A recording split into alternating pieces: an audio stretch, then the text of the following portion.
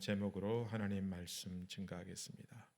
어릴 적 시골에 가면 직접 산에 올라가서 나뭇가지나 장작더미를 가져와서는 밥을 짓거나 또 난방을 그렇게 하기도 하였습니다. 그때 장작이 아주 잘 타는 비결이 있는데 그것이 어떤 방법이냐면 어쨌든 바람이 잘 통하도록 산소가 잘 공급되도록 하면 불이 활활 잘 타오르게 되어 있습니다. 근데 그 장작더미에 불을 끄는 한순간에 불을 꺼버리는 방법도 있습니다. 거기다가 물을 확 부어버리면은 어떻게 되겠습니까? 연기가 확 나오고 막 시커멓게 되고 좋은 방법이 아니죠. 거기에 보면 함석통 같은 것으로 그냥 탁 덮어버리면은 산소가 통하지 않도록 하면은 불은 꺼지게 된다라는 것입니다. 우리가 흔히 기도를 우리 영혼의 호흡이라고 이렇게 표현합니다. 산소를 들이마시고 또 내뱉는 이 과정을 통해서 우리의 몸이 살아있는 것처럼 우리 영혼도 기도를 통해서 우리 영혼이 살아있다라는 것입니다. 우리 아무리 건강하고 또 아무리 뛰어나도 기도하지 않으면 그 영혼은 영적으로 죽은 것입니다. 영적인 건강이나 영적인 힘은 어디에서 나오냐? 일단 우리 육신이 호흡해야 사는 것처럼 기도에 있는 것입니다. 교회 와서 우리가 은혜를 많이 받는 것 중요합니다. 그리고 더 중요한 것은 기도하는 것. 기도 안 하고 가시면 안 된다라는 겁니다. 산소가 부족하면 몸에 부작용이 일어나는 것처럼 기도가 부족하면 우리 영적인 삶, 균형에도 분명히 균열이 생기고 문제가 일어나게 되는 것입니다. 예수님께서도 기도하셨어요. 예수님은 기도를 받으시는 분이죠. 기도의 대상이 되시고 영광의 대상이 되시는데 그분도 예수님도 기도하셨어요. 땀방울이 핏방울이 되도록 그렇게 기도하셨습니다. 하물며 죄가 많고 허물이 많은 우리 인간, 무기력하고 연약한 우리 인간이 우리가 기도하지 않으면 어떻게 되겠냐. 더더욱 우리는 기도를 더 해야 된다라는 것입니다. 기도하지 않으면 사실은 아무것도 할 수가 없어요. 우리가 직장 생활이나 생업에 또 하나님의 은혜를 읽고 복을 구하기 위해서는 그리고 우리 인간관계가 참 건강하고 밝고 아름답게 이루어지기 위해서는 사실은 기도부터 해야 된다라는 것입니다. 내가 원하는 것이 있고 내가 강렬하게 소원하고 소망하는 것이다 한다면 여러분 올해 여러분 가정마다 개인마다 마음에 소원이 있을 줄로 생각합니다. 그것 이루고 싶은 마음이 강할수록 더더욱 기도해야 된다라는 것을 우리는 이미 잘 알고 있습니다. 원하는 것이 있다고 한다면 그죠? 기도해야 되고 또 힘들고 아픔이 있고 상처가 있고 너무너무 괴로운 일이 있을 때에도 그때도 기도해야 되는 겁니다. 그럼 기도가 막히면 혈관에 산소가 공급되지 않는 것처럼 산소가 공급되지 않으면 세포가 기능을 잃게 될 것이고 그리고는 저산소증이나 아니면은 뇌 손상까지 일어나게 되면 아주 위험해지는 것입니다. 우리 영혼이 기도하지 않으면 그만큼 위험하게 된다라는 것입니다. 기도하지 않으면 호흡하지 않은 몸이 죽는 것처럼 우리 영혼도 죽어가는 것입니다. 성도 여러분, 우리는 하늘에 속한 사람입니다. 그래서 우리의 호흡은 이 세상의 호흡법을 따르지 않고 하늘의 호흡법을 따르는 것입니다. 우리 영혼의 호흡법인 이 기도를 통해서 우리가 살아간다라는 것을 꼭 반드시 기억해 주시기를 바랍니다. 하나님께서 자기의 백성들에게 또 믿는 성도에게 주신 가장 놀라운 선물이 있다고 한다면 그것은 아마 기도일 것입니다. 기도는 우리가 이 땅에서 살면서 하늘을 경험하게 만듭니다. 기도는 우리가 이 땅에 살면서도 하나님의 놀라운 은혜와 또 하나님과의 교제의 어떤 방편이 되기도 한다라는 것입니다. 그 성도는 기도를 통해서 힘을 얻어요. 잘 먹고 잘 사는 것, 또 명예롭게 사는 것, 부유하게 사는 것 통해서도 힘을 얻을 수 있겠지만 영적인 존재인 우리 인간은 성도는 기도를 통해서 힘을 얻고 힘들고 어렵고 참 좌절할 만한 그런 어떤 인생의 밑바닥까지 내려가더라도 기도하면 새로운 힘이 생기게 되는 겁니다. 기도하면 두려움도 없어지고 기도하면 담대해집니다. 그러나 기도가 막히고 기도가 멈춰지면 우리는 두려움에 떨게 되고 조급해지고 그리고 우리는 점점 연약하게 되는 것입니다. 오늘 우리는 말씀을 통해서 기도에 대해서 몇 가지 함께 교훈을 얻고자 합니다. 어떤 것이냐? 첫 번째는 여러분 한번 따라해 보시겠습니까? 계속해서 기도해야 합니다. 오늘 2절 말씀 보니까 기도를 어떻게 하라고요? 계속하라, 계속해라. 가장 중요하고 가장 보편적이고 가장 아주 첫 번째 걸음마입니다. 기도할 때 계속하는 것이 중요합니다. 여러분 우리가 운동을 할 때 내가 1년치 운동을 하루 만에 다 해버린다. 아마 그 다음날 죽어버릴 거예요. 그렇지 않겠습니까? 그죠? 매일마다 적당하게 규칙적으로 운동하는 게 중요하죠. 기도도 마찬가지입니다. 우리가 기도를 할 때는 계속해서 꾸준히 하는 것이 중요합니다. 여러분 기도는 운동하는 것과 비슷한 면이 있어요. 운동에서 제일 중요한 게 꾸준하게 하는 것이죠. 여러분 다들 운동해 보셨겠지만 또 올해 내가 좀 운동을 좀 열심히 해보겠다라는 그런 마음을 잡수신 분들도 많이 계십니다. 그러면은 보통 일반 사람들은 어떻게 합니까? 첫 번째로 일단은 헬스장에 가서 3개월짜리를 끊는다. 길게 하시는 분들은 한 1년치를 끊고, 그죠? 내가 한번 열심히 한번 운동해 보겠다. 그래서 처음에 매일마다 가요. 처음에는 헬스장에 매일마다 오지 말라고 일주일에 한 서너 번만 와도 좋습니다라고 하는데 매일마다 가다가 나중에는 한 3번, 4번 가다가 그 다음에는 일주일에 한 번 가다가 그 다음에는 한 달에 한 번 가다가 그 다음에 아예 안 가고 그냥 돈 버리게 되면 그러면은 다시 마음에 작정하죠. 안 되겠다, 이래서는 안 되겠다. 그래서 집을 헬스장으로 꾸며요. 자전거를 사다 놓고 문지방에다 문턱에다가 봉을 설치하고 바닥에 요가용 매트를 깔고 어떻게 하냐? 제가 다 해봤거든요. 그럼 나중에 변명거리를 잡습니다. 시간이 없어서 거리가 멀어서 뭐 이런저런 변명을 하면서 결국은 하지 않게 되더라는 것입니다. 중요한 것은 꾸준하게 하는 겁니다. 꾸준하게, 그죠? 여러분 마음은 있지만 끈기가 없으면 어떤 결과도 이루어낼 수가 없는 겁니다. 여러분 1만 시간의 법칙이라는 말을 많이 들어보셨을 겁니다. 어떤 분야에서 적어도 내가 좀 숙련된 전문가가 되려면 적어도 한 1만 시간은 투자해야 된다라는 그 내용입니다. 여러분 1만 시간이 어느 정도 되냐? 하루에 3시간씩 하면 한 10년 됩니다. 10년 정도. 성격 급한 사람들은 하루에 10시간씩 하면 3년 만에 끝날 수 있습니다. 어쨌든 이 긴 시간 동안 어느 일정한 분야에 투자하고 집중할 때 그 분야에서 전문가가 될 수 있다라는 이야기입니다. 원래 1993년도에 미국에 있던 앤더스 에릭슨이라는 교수님이 자기가 볼 때에 바이올린 연주자 중에서 굉장히 숙련된 아주 탁월한 기술을 가진 바이올린 연주자가 있고 그다음에 아마추어 연주자가 이 차이가 어디 있냐? 물론 재능에도 차이가 있겠지만 대부분의 결정적인 차이는 그만큼 1만 시간 이상의 평균 이상으로 그 시간을 투자하고 훈련을 하고 기술을 연마했을 때 탁월한 연주자가 되더라라는 것입니다. 여러분 기도도 마찬가지입니다. 최고의 기도는 어떤 기도냐? 방언 기도나 아니면은 뭐 은사 기도 아니면 예언 기도 이런 기도가 아닙니다. 최고의 기도는 꾸준하게 기도하는 겁니다. 꾸준하게. 좀 서툴지만 내가 기도를 잘 할 줄 모르지만 그래도 어쨌든 내가 꾸준하게 기도하는 것이 가장 중요하다라는 겁니다. 오늘 우리의 기도를 보면 이렇게 꾸준하게 기도하지 않는 것이 문제입니다. 여러분 기도할 때는 꾸준하게 하는데 언제까지냐? 응답받을 때까지.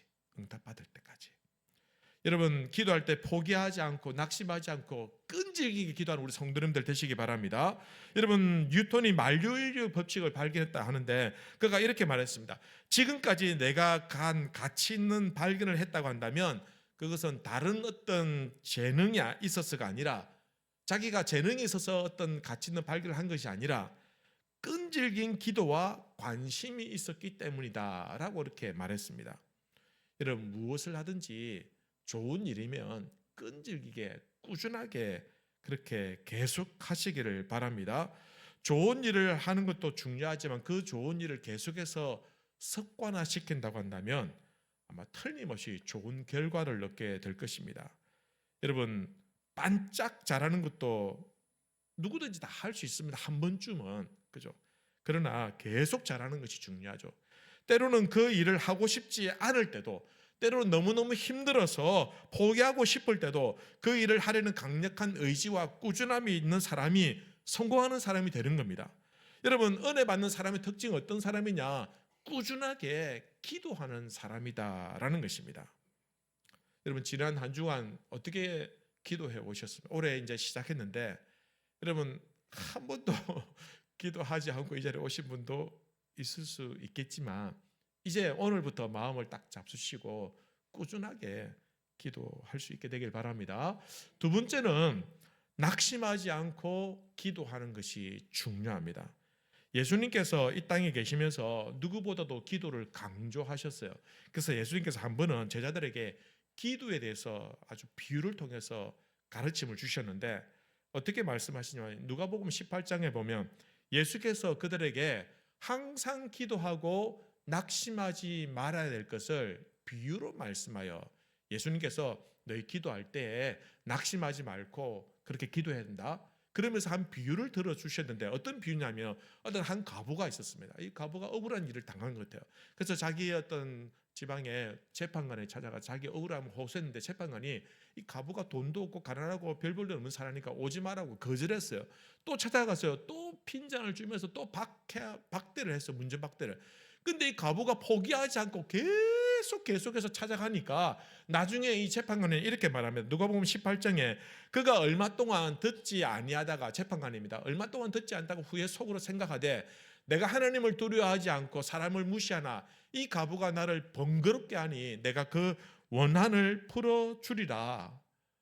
무슨 뜻입니까? 귀찮아서 해준다는 겁니다. 귀찮아서 해준다는 겁니다. 꾸준하게 계속해서 찾아오니까 예수님께서 말씀하신 의도가 무엇입니까?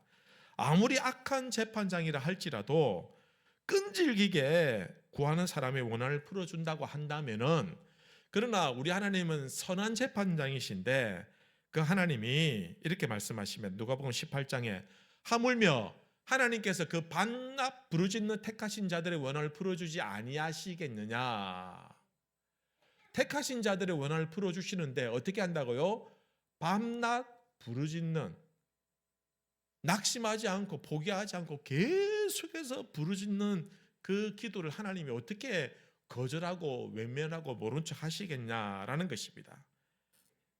여러분, 예수님께서 그리고는 이렇게 말씀하셨어요. 누가복음 18장 8절에 내가 너희에게 이르노니, 모든 비유를 다 끝나고 난 다음에 그 원한, 마지막에 이렇게 내가 너희에게 이르노니 속히 그 원한을 풀어주시리라. 그러나 인자가 올 때, 예수님이 말씀하신 거야. 인자가 올 때, 마지막 이 세상에 종말 때 이 땅에 다시 재림하여 오실 때인데 그때에 세상에서 믿음을 보겠느냐. 여기서 말하는 믿음은 어떤 믿음입니까? 예수를 믿는 믿음을 말하는 것이 아니라 어떤 믿음요? 기도하는데 어떻게 낙심하지 않고 포기하지 않고 계속해서 끈질기게 기도하는 그런 믿음을 내가 과연 볼 수 있겠느냐. 그러니 예수님께서 그렇게 예언하셨다는 겁니다. 마지막 시대에 그렇게 낙심하지 않고 기도하는 사람이 드물다는 겁니다. 그런 사람을 찾아보기가 어렵다는 겁니다. 하나님이 반드시 내 기도를 들어주신다라는 믿음을 가지고 포기하지 않고 끝까지 기도할 수 있는 그런 믿음의 백성들을 보기가 어려울 것이다 라고 이렇게 말씀하셨습니다. 그러니 우리의 가장 큰 문제가 무엇이냐? 기도는 하지만 끝까지 기도하지 못하고 쉽게 낙심하고 기도를 멈춘다라는 겁니다. 여러분, 기도 한번 다 해보셨잖아요. 마음의 소원을 가지고 기도했는데 하나님 들어주시지 않던데, 아니 무슨 하나님이 뭐 뚝딱뚝딱 무슨 뭐 공장도 아니고 기도하는 대로 다 들어주지. 그렇지 않습니다. 여러분, 하나님의 타이밍이 있습니다. 우리 기도를 들어주시되 응답해 주시는데, 그러나 어떤 기도는 들어주시기도 하고 어떤 기도는 기다리게 하시기도 하고 어떤 기도는 안 돼, 노라고 말씀하실 때도 있습니다. 그것도 응답입니다. 여러분, 아이들이 와가지고 불장난하면서 엄마 아빠 내가 오늘 집에서 한번 불을 한번 확 질러보고 싶은데 내가 내 마음의 소원인데 한번 해봐도 돼? 그래, 한번 해봐.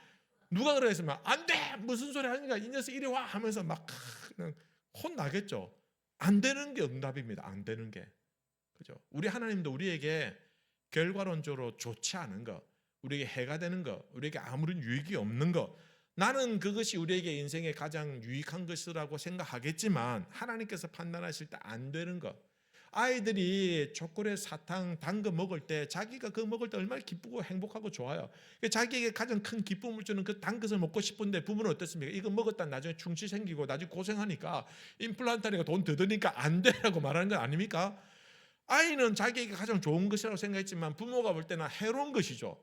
우리 인생에서 살아갈 때 이것이 가장 우리에게 행복한 것인 줄 알고 구하고 엎드려 눈물로 기도했지만 하나님께 보실 때는 이거는 너에게 아무런 유익이 없어. 안 돼. 우리가 왜 로또 안 되는 줄 압니까? 해로운 것이기 때문에 안 되는 겁니다. 무익한 것이기 때문에. 여러분, 아직 끝나지 않았는데 우리는 쉽게 기도를 끝내버릴 때가 많습니다. 너무 빨리 속단하고 우리가 그 기도의 끝을 우리가 결정해버리는 거예요. 그만큼 기도하다가 낙심하여 포기하는 사람들이 많다는 것입니다. 왜 포기합니까? 안 될 것 같으니까 포기한 것 아닙니까? 되면은 계속해서 기도하겠죠. 기도하는 것마다 다 이루어지면 누가 기도 안 하겠습니까? 근데 사람들이 왜 기도하지 않느냐? 하다가 안 될 것 같으니까 포기하다는 겁니다. 자기 지식으로, 자기 이성으로, 자기 판단으로 볼 때는 이건 아니야, 안 될 것 같아, 이건 아마 안 들어주실 거야, 이건 말도 안 되는 소리야, 내가 해도 너무 염치 없는 기도야 라고 그렇게 생각하고 안 하는 겁니다. 누가 이걸 결정하는 겁니까? 내가 이미 결정하고 판단해서 하지 않는 겁니다. 기도 시작하기 전에 이미 들어주실 것이다, 안 들어주실 것이다, 혹시 모르니까 한번 해보자, 이렇게 우리 스스로 판단하는 거예요. 그건 기도가 아닙니다. 여러분, 기도는 언제 끝납니까? 기도는 응답받을 때 끝이 나는 겁니다. 기도의 응답은 누가 하는 겁니까? 하나님께서 하시는 겁니다. 그럼 기도의 끝은 누가 결정하는 겁니까? 하나님이 결정하는 겁니다. 그저 응답받을 때까지 기도하는 것입니다. 여러분, 우리가 이 차이를 잘 기억하십시오. 여러분, 이루어질 때까지 기도하는 것이 아닙니다. 이루어질 때까지 기도하는 것이 아니라 응답받을 때까지. 응답받을 때까지. 여러분, 기도의 위인들, 위대한 기도의 용사들을 보면 특징이 있습니다. 어떤 특징이냐? 그들은 끈질기게 낙심하지 않고 포기하지 않고 기도하는 사람들이었습니다. 여러분, 엘리야가 한 번은 이렇게 기도합니다. 가뭄 때에 제단을 차려놓고 하나님 비를 내려 주시옵소서라고 기도하는데, 기도했는데 날씨가 멀쩡하고 아무런 변화가 일어나지 않는 거예요. 그래서 엘리야가 아닌갑다, 내가 때를 잘못 찾았는갑다, 다시 물어봐야지, 이게 아니라 또 기도합니다. 또 기도하고 안 되니까 또 기도합니다. 또 기도하고 몇 번까지 기도하냐? 7번까지 기도합니다. 7번째 기도하니까 저 멀리서 아주 손바닥만한 조그만 구름이 일어나기 시작하더라라는 겁니다. 그럼 그때부터 첫 번째 기도했을 때부터 구름이 일어난 것이 아니라 7번 기도하고 보니까 구름이 일어났다라는 겁니다. 하나님께서 언제부터 응답하셨다? 7번째부터 하셨다는 겁니다.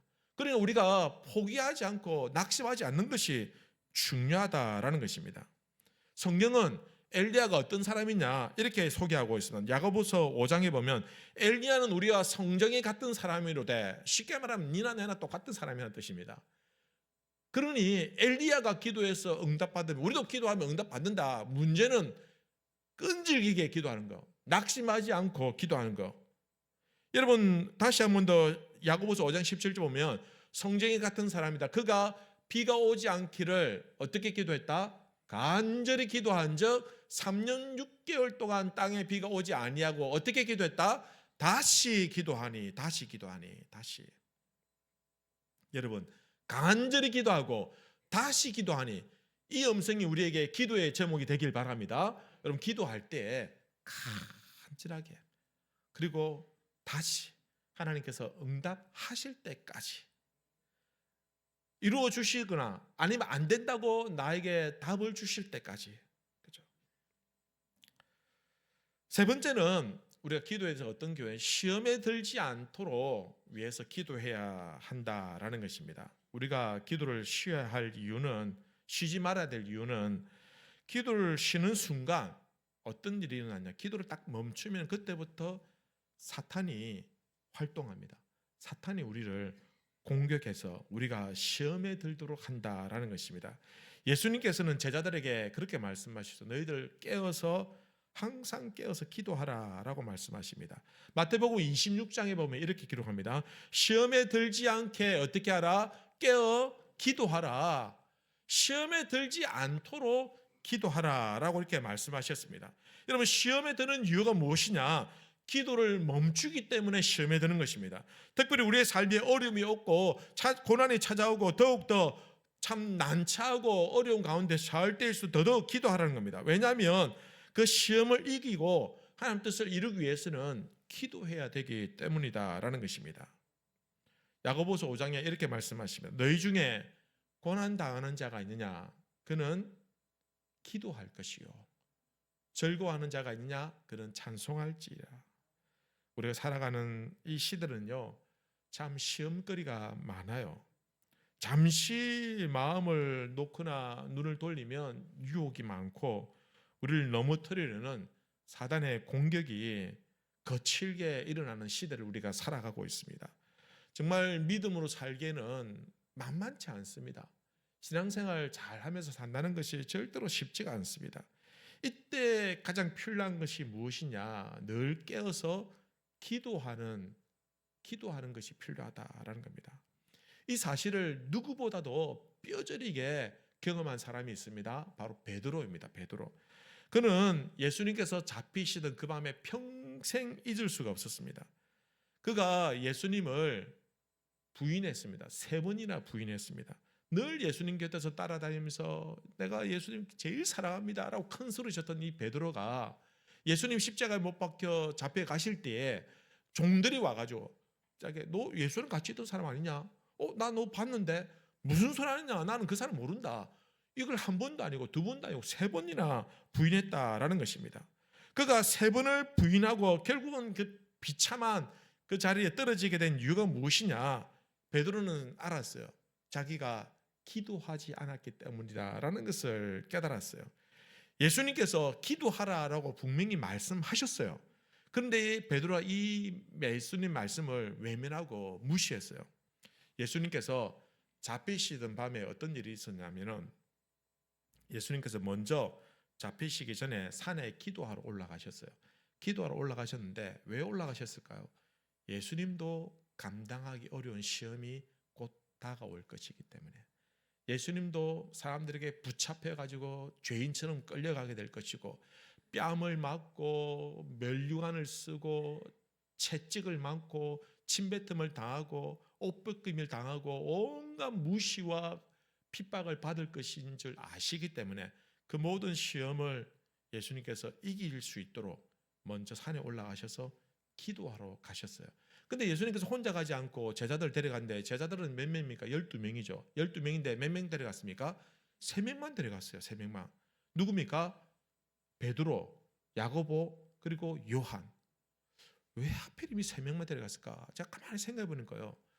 야고보는 나중에 어떻게 됩니까?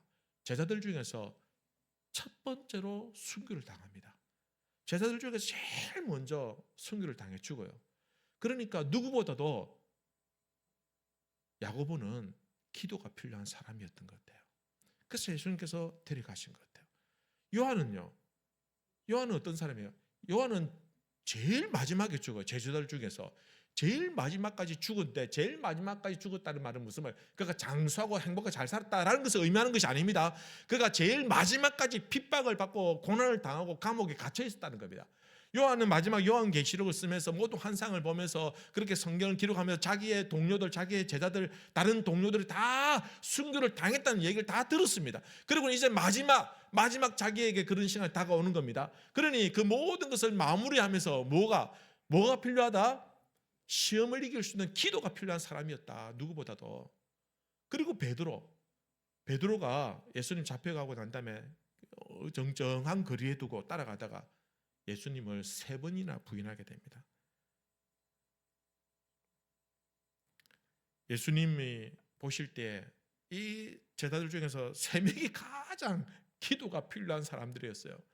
그래서 베드로가 예수님을 부인했을 때 그때 예수님께서 말씀하신 기억이 난 겁니다.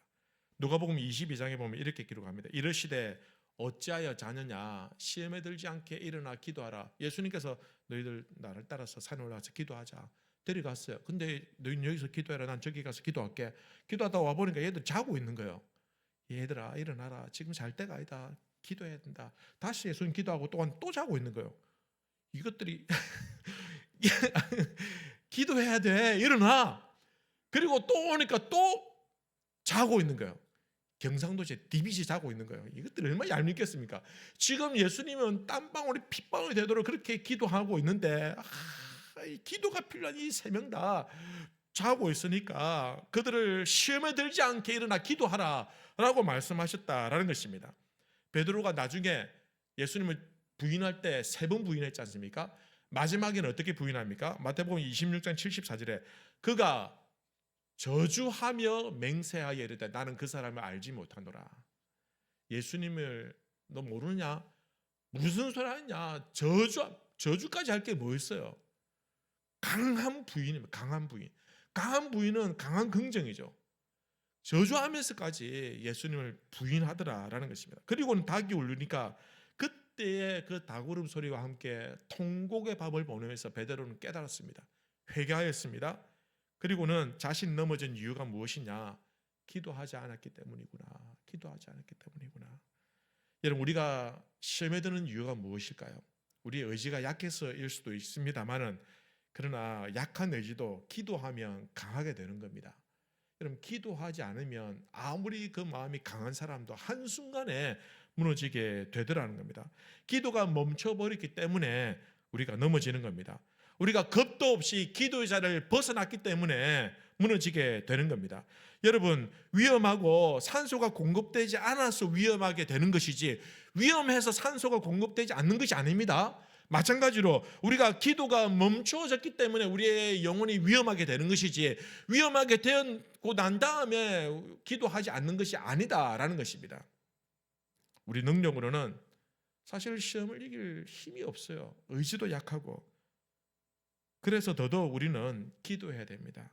여러분, 어떤 분들은 아니야, 나는 어떤 시험도 이겨낼 수 있어. 물질의 시험과 권력에 대한 야망과 성적인 그런 시험들을 내 어떤 의지로 나는 이겨낼 수 있어. 여러분, 그 알량한 도덕심과 체면과 그런 양심으로 이길 수 있느냐? 안 되더라는 겁니다. 안 되더라는 겁니다.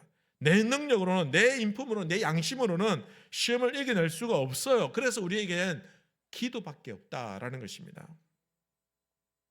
기도해야 됩니다. 제가 다녔던 그 대학은요, 그 영도라는 그 산꼭대기 위에 신학 대학이 있었어요.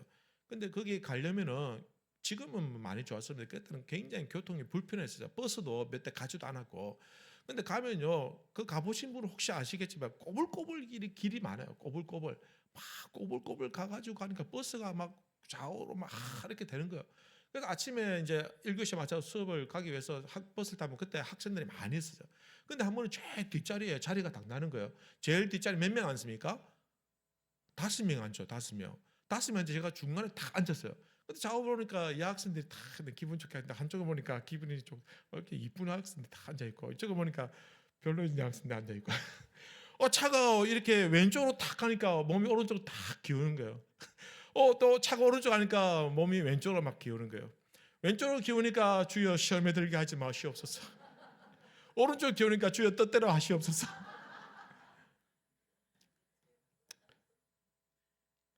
여러분, 베드로가 나중에 회개하고 난 다음에 어떻게 했냐면은 시간을 정하고 기도했어요. 여러분, 사도행전 3장에 보면 이렇게 말씀하고 제9시 기도 시간에 베드로와 요한이 성전에 올라갈새. 성전에 왜 올라갔습니까? 기도 시간이었기 때문에 그들이 기도하기 위해서 올라갔다는 겁니다. 여러분, 그리고는 그곳에서 안전뱅이를 만나서 그 사람을 일으키는 역사를 나타나게 되었다라는 것입니다.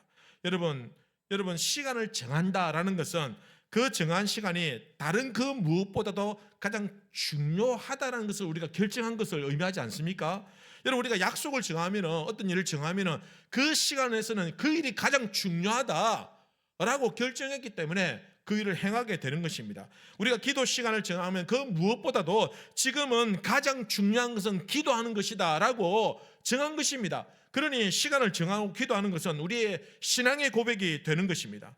여러분, 우리가 시간을 정하고 기도하기 시작할 때 하나님의 역사는 시작되는 줄로 믿습니다. 그리고 깨어 기도할 때 사탄의 시험을 이길 수 있게 되는 것입니다. 베드로전서에 보면 베드로가 마지막에 이렇게 말했습니다. 베드로전서 4장에 보면 만물의 마지막에 가까이 왔으니 그러므로 너희는 정신을 차리고 근신하여 기도하라. 뼈저리게 느끼고 난 다음에 너희는 어떻게 정신을 차리고 근신하여 기도해야 된다. 자기가 한번 경험해 봤기 때문에. 이사야는 기도하는 사람을 파수꾼이라고 이렇게 표현했습니다.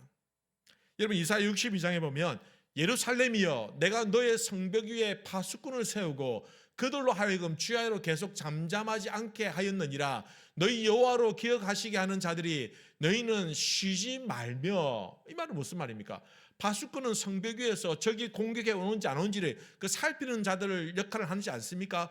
파수꾼이 그 성벽 위에서 말을 계속 하게 만드는 건 졸지 않고 계속 말을 해서 적을 대비하는 것입니다. 하나님께서 그 성벽에 파수꾼을 세우신 것처럼 우리로 하여금 우리의 영적인 성벽 위에서 세워서 계속해서 파수꾼의 역할을 하게 하는 겁니다. 어떤 일을 하게 하는 겁니까? 소리 내게 하는 겁니다. 기도하게 하는 것입니다. 하나님께서 일하실 수 있도록, 하나님께서 역사하실 수 있도록, 하나님께서 우리의 삶 속에 깊이 들어오셔서 우리의 삶을 주관하실 수 있도록 우리는 어떻게 하려고? 기도의 파수꾼이 되어라. 기도하라는 것입니다. 우리가 기도 멈추면 하나님 역사도 멈추게 되는 것입니다. 우리가 파수꾼의 역할을 제대로 하면은 하나님은 역사하시고 일하시는 것입니다. 지켜주신다라는 것입니다.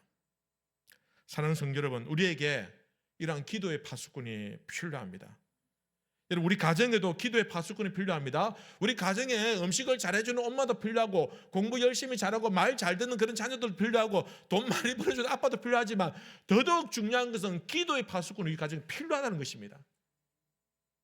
우리 교회도 기도의 파수꾼이 필요합니다. 여러분, 그래서 올해 예배로 다시 서고 기도로 깊어지는 공동체, 기도의 파수꾼이 필요하기 때문에 여러분, 이 일을 위해서 올해는 금요 기도회에 한번 사활을 걸고 열심히 여기에 한번 집중하고자 합니다. 그래서 다음 주에는 우리의 특별 새벽 기도회가 있어서 다음 주 금요일을 딱 재정비로 딱 쉬고요. 그 다음 주 16일부터 금요 기도회에 온 힘을 다 쏟아서 기도하는 일에 힘을 쏟으려고 합니다. 여러분, 이 일에 적극적으로 동참해 주시길 바랍니다. 특별히 직분자들, 기도가 필요하신 분들, 기도의 파수꾼은 다 모이십시오. 같이 기도하십시다. 기도해야 가정이 살고, 기도해야 우리 가족이 살고, 기도해야 교회가 살고 이 나라 민족이 사는 줄로 믿습니다. 여러분, 파수꾼의 역할을 담당하실 수 있게 되길 바랍니다. 기도하지 않으면 인생에 답이 없어요. 정말이에요, 정말. 그래서 누군가가 기도해야 됩니다. 여러분, 안 믿는 분들도 기도해 주신다면 좋아하세요. 누군가가 나를 위해서 기도해 준다는 그것처럼 위로가 되는 게 어디 있겠습니까? 안 믿는 분들도 기도하기를 좋아하고 기도하기를 바라는데 믿는 우리가 기도하지 않으면 어떻게 하겠냐라는 것입니다. 여러분, 교회는 전도할 분도 필요하고 봉사할 분도 필요하지만 기도의 파수꾼이 더더욱 필요하다라는 것입니다. 여러분, 우리 토요일 오전 10시 반에 우리 한낮 기도회가 있습니다. 우리 연세가 있으신 분들 오셔서 기도합니다. 여러분, 너무 더운 때, 너무 추울 때 말고는 기도하는데 이분들이 연세가 많으신데도 힘든데도 불구하고 오셔서 기도를 해주셔요. 저는 여기에 우리의 소망이 있다고 생각합니다. 저는 너무 감사하게, 연세 많은 분들이 기도하면 얼마나 하겠냐, 그렇지 않습니다. 기도에 깊은 연륜을 가지고 기도하시는 분들, 이분들의 우리의 생명줄이 걸려 있는 거예요, 사실은. 그렇지 않습니까? 여러분, 우리 한낮 기도에 기도하러 많이 오십시오. 내가 걸지 못할 때까지 오십시오. 야, 독한 목사 만났다 생각하지 마시고 기도해야 그분의 가정이 살고 우리 교회가 사니 같이 덕을 좀 보자는 겁니다. 저도 기도가 많이 부족한 사람입니다. 하지만 여러분들이 기도의 파수꾼이 되어주셔서 우리 교회가, 우리 성도들이 기도의 파수꾼들 덕을 볼 수 있게 되길 바랍니다.